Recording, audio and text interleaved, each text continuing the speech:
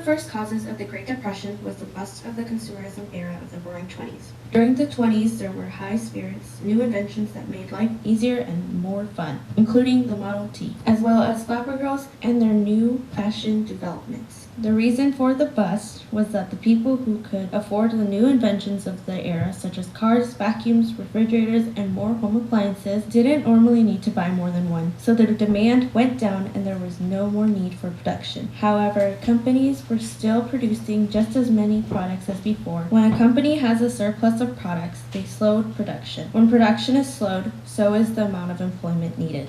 Unfortunately, our business is going under and we are going to have to cut people. We called you in today because it's going to be your last day.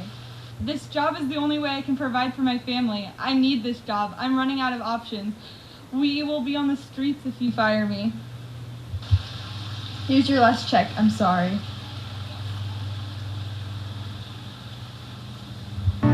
Say something, I'm giving up on you. The United States economy quickly began to decay at the start of the stock market crash of 1929, known as Black Tuesday and Black Thursday. After the stock market crashed, banks began to fail due to the fact that they used customer savings to invest in stocks, which back then was legal. So when the stock market failed, customers lost a lot of their money. A total of 4,000 banks went bankrupt during the Great Depression. This caused floods of people to rush to the banks in hopes that they could retrieve their money before it was gone. After this, people lost faith in the bank system. The Dust Bowl was a big player in causing the Depression as well. It was a drought in the Midwest caused by a very hot year and the fact that people started to farm using new steel plowing methods to increase production. However, these plowing methods caused the fertile topsoil to blow away in wind and make the lands unlivable for crops, which also made the Midwest more vulnerable to drought. There were dust storms on this topsoil that obliterated the land of the Midwest, which the people called black storms or black clouds. The dust settled in thick layers over the land like snow. Woody Guthrie described the events in his song titled The Great Dust Storm. The storm took place at sundown. It lasted through the night. When we looked out next morning, we saw a terrible sight. We saw outside the window, where wheat fields they had grown, was now a rippling ocean of dust the wind had blown. The dust wasn't the only plague in the Dust Bowl. The massive ecosystem disruption caused colossal amounts of jackrabbits and grasshoppers to eat whatever crops survived the sun and dust. President Roosevelt commented on the plague, "What the sun left, the grasshoppers took." In order to combat the massive jackrabbit infestation, many towns organized rabbit drives, where the townspeople would surround a field and corral the hundreds of jackrabbits into a circle and beat them to death with clubs and baseball bats. Meanwhile, the supply of jobs was diminishing and the breadlines were getting longer.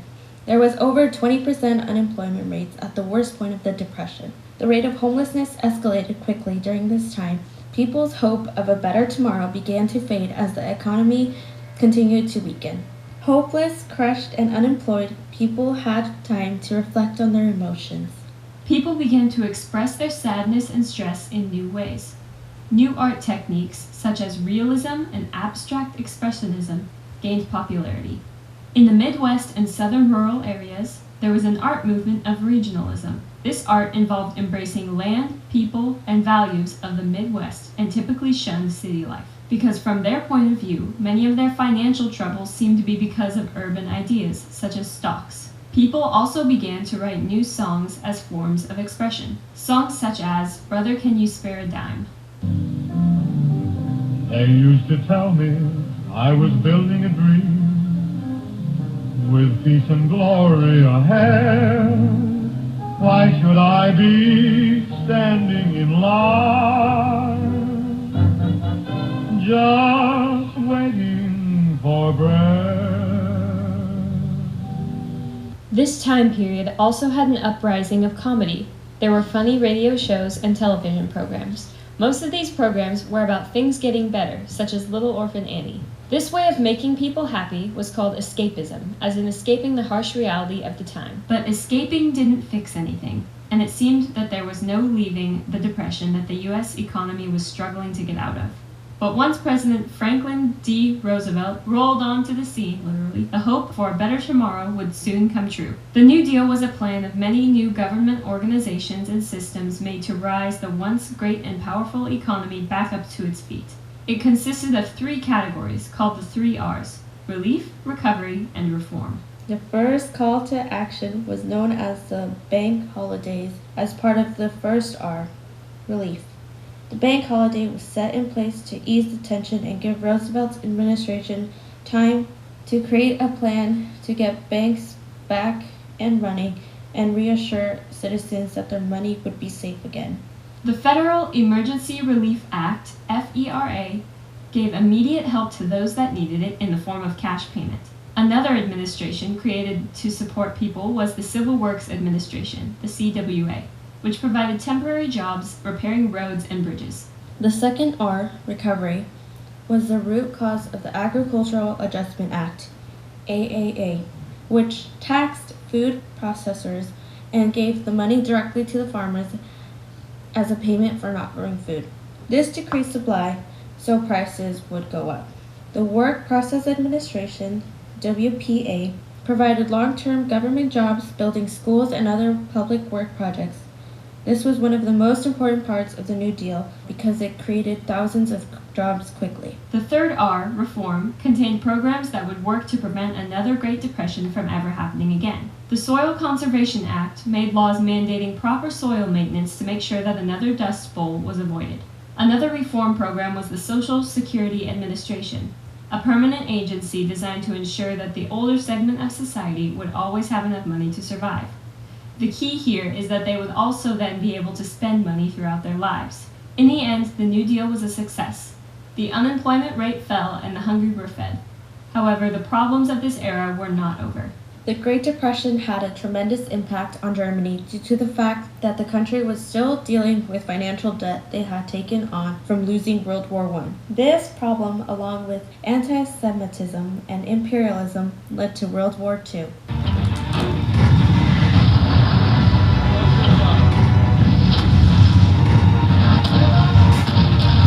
But before we get to all that, we need you to know who's fighting and why. The 2 sides to World War II were the Axis powers and the Allies. The Axis powers consisted of Italy, led by Benito Mussolini, who wanted to create a new Roman Empire.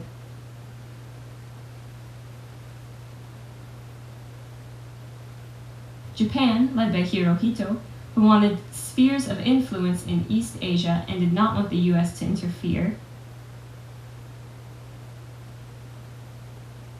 And Germany, led by Adolf Hitler, the anti-Semitist Holocaust leader who was striving for a perfect race of blonde-haired, blue-eyed people while himself being dark-haired and brown-eyed.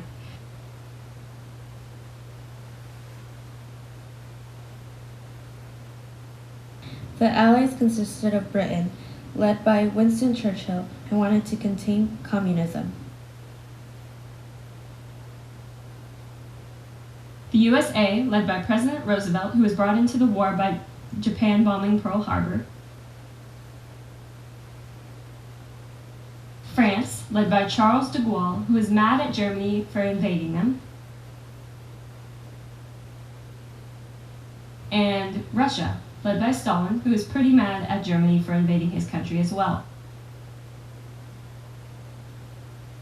All of these countries had help from others that were not as deeply involved, and the world map of Allies and Axis power looked like this. Okay, now that you know who's fighting, we can get back to the... In 1936, Hitler and Mussolini formed the Axis powers. In 1938, Germany invaded and took over Austria. In 1939, Nazis invaded Poland. And in 1940, Italy declared war on the Allies, and the war was officially on.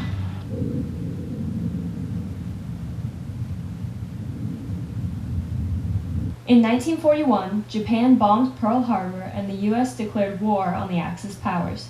The bombing of Pearl Harbor killed a total of 2,402 people. After Pearl Harbor, there was a lot of anti-Japanese sentiment in the United States.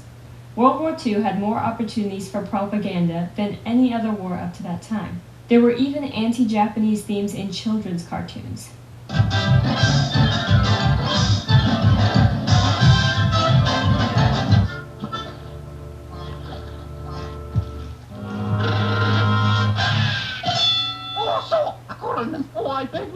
pardon. I bow my stomach at you, very reverent. That's all right. Happy cherry blossoms to you, please. My boy,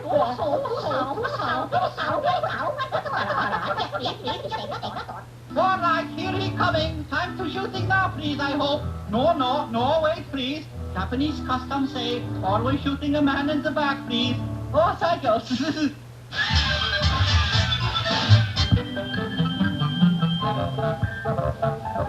We are now privileged to witnessing demonstration of Japan's finest air raid siren.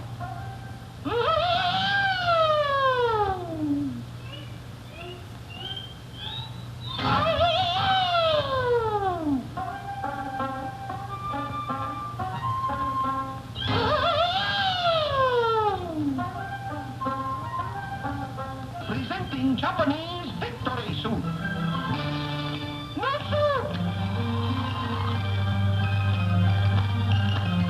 These eventually led to Japanese internment because there were suspicions that Japanese Americans were still loyal to their ancestral homeland, and that if Japan invaded the West Coast, other Japanese families would join in to help the fight. Over 120,000 Japanese Americans were ordered to leave their homes and be taken to concentration camps. The people had to sell their homes and belongings for a fraction of the price they were worth because everyone was trying to sell their homes at the same time. So the supply was up and the demand was low. They also had to sell their businesses. The camps were filled with simple, plain homes with cots and mattresses, a stove, and a bathroom. The civilians were threatened with the warning that those who tried to escape would be thought to be spies and would be shot. In 1944, the Allies invaded Normandy Beach on D-Day. This was a brutal battle with a total of 425,000 deaths.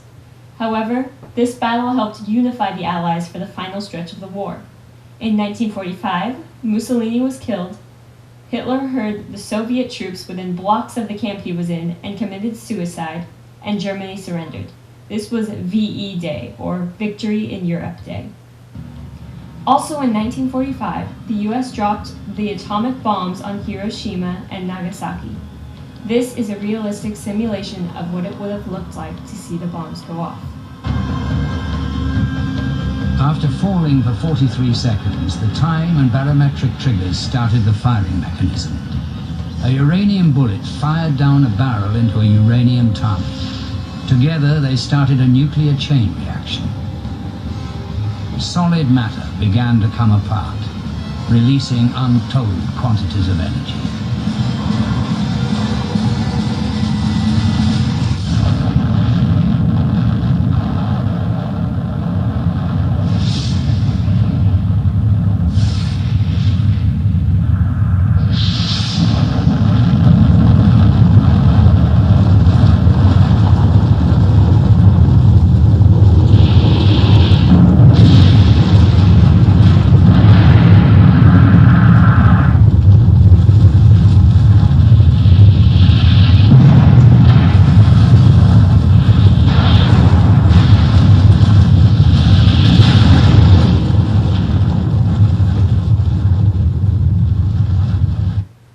No exact death number, but the estimates are around 226,000.